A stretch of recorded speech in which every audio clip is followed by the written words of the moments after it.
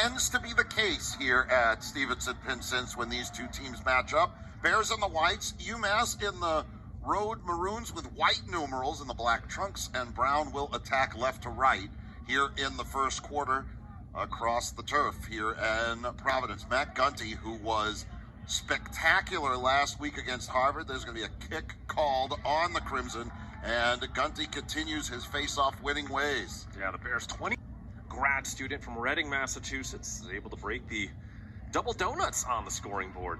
And UMass wins the ensuing face-off, and the Bears will back it up quickly. A little extra juice from that big hit put on by Luke Gatos. We'll see if that gets the juices flowing here for the Bears. Gunty for McLean as the Bears win the opening draw of quarter number 2. Border.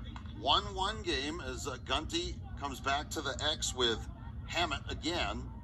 And really for UMass, that's the one guy you don't want to let have all that space. Ogden, perhaps the hardest shot on this Brown team. Gunty able to squirm his way out of traffic as he wins the face-off.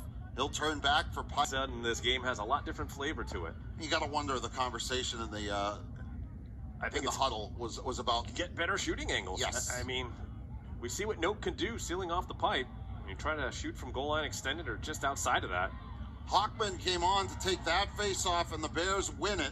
They'll bounce it back to McLean. Alden, well, he danced right around Dulac as a big hit. Yaboa Cody just unloaded on Hockman, and that's a tough hit, Mike. You know, Yaboa Cody, he got all of them. It was an unsettled play, and he got them. Yeah, look, at least we see Hockman get up. Seems to be okay. That was definitely a foul. Yeah, head down, cross-check call, and very much so. Yeah, you had a feeling the 1-0 wasn't going to hold up too long. Credit Hockman, he's back out there to take this face-off for the Minutemen and nearly won it clean. Adrian Enshill trying to get a loose to it. It'll be a push on the Bears as UMass will control this. Now had a 5-goal barrage in the first 5:15 of the second. Gunty still unsettled in the midfield, and it looks like Yaboa Cody will scoop up the ground ball in the end. You're taking a lot of heavy hits there from Wygant.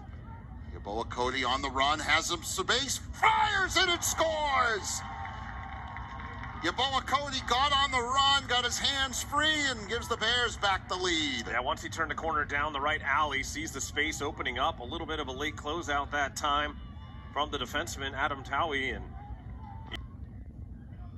so the goals are flying here in the second quarter. Bears send out someone other than Matt Gunty to take a face-off, as that time it was Dash Sachs. And a whistle, timeout wanted by UMass, which means we're going to take 1-2 with the score. Good pace on the shot. Violation against UMass on the ensuing face-off, and the Bears back in business on the offensive end. Yeah. Violation on UMass. That's their second of the quarter, which could play into things. They ranked 20th in the nation, then at Towson, and you got Fairfield at Hofstra, and finishing up with Drexel. So CAA play on the way for UMass. For the Bears, it's almost exclusively Ivy outside of the rivalry game with the Bryant Bulldogs in late April for the Ocean State Cup.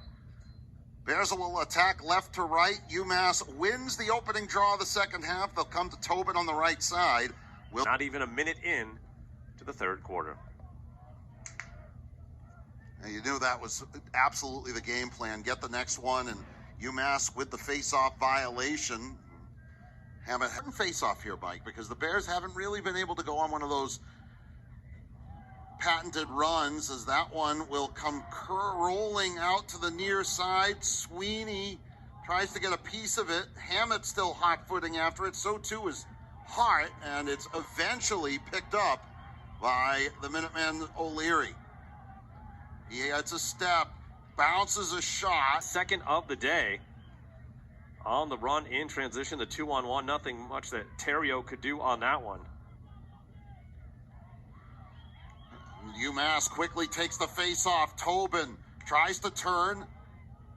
The grad student transfer from Colgate, able to dance his way in and give UMass back the 7-6 lead. And the all-important face-off win. Off the wing, Tobin will lose the pass. It just got kind of caught up in the crowd. Good halftime adjustments from Greg Canella's Minutemen as they win another face-off and now have started to take a little bit of advantage there. Bounce shot up and over the top as the Minutemen have been watching this for the first 45 minutes of action. The word du jour would have to be frustrating, as the Bears have been held in check by UMass. 8-6 our score. Brown sent out Tegan Boltman for the faceoff. He loses it, but causes a turnover. Luke Gatos on the low for Brown. We'll see what they can do with the possession. Pike gets a step, winds up and fires it wide as the Bears continue to outshoot UMass. Good.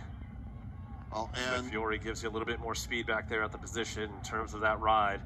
the flags were both picked up, although Coach Canella protested, as the Bears win the face-off. 10-6 UMass.